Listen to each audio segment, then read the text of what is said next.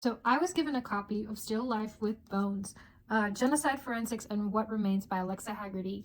And this was a very interesting interaction because the editor of the book was the one that reached out to me and said, hey, this might be a little different from what you typically read, but I think you would still really like it. Please take a chance on this book. And I'm so glad that that editor reached out.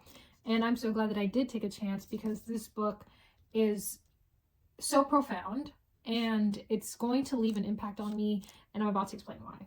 So Alexa Haggerty is an anthropologist, and she has worked with forensic teams in countries across Latin America. And I'm just going to read real quick, just like a little part of the excerpt, because I feel like it really captures a good chunk of what the book is about. So, working with forensic teams at mass grave sites and in labs, Haggerty discovers how bones bear witness to crimes against humanity and how exhumation can bring families meaning after unimaginable loss. I studied a lot of Latin American history in college, and so a lot of what's in this book isn't necessarily a surprise to me, but I thought it was written in a way that if, you didn't know exactly, like if this is the first time you're hearing of like the people who disappeared were los desaparecidos, the people who were disappeared in Argentina or the Guatemalan Civil War, for instance, she definitely gives you good context without diving too deep. I think this is a book that should really be for like required reading for like anyone who's like trying to study like either international relations where the focus in Latin America, or if you're doing like an intro to Latin American studies.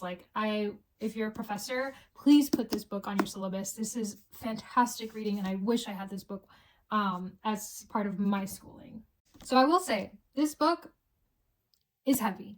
This book is heavy, but not necessarily because the writing is like too intense. It's just a heavy topic. What Alexa Haggerty does as an anthropologist is just really, I don't know, it makes you really reflect on how we as a society, as a global society, continue to allow situations where there are things like mass graves to exhume. It's usually because we have failed a certain group or we have failed a certain population that allowed for the mass extinction.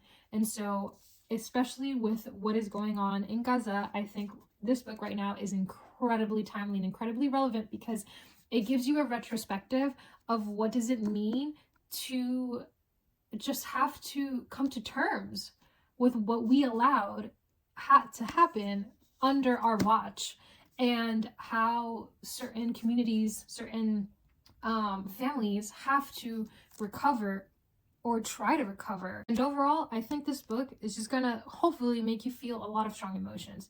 It might make you angry, it might make you incredibly sad, it might break your heart, it might give you new insights, it might inspire you to speak louder about what's going on right now in Gaza.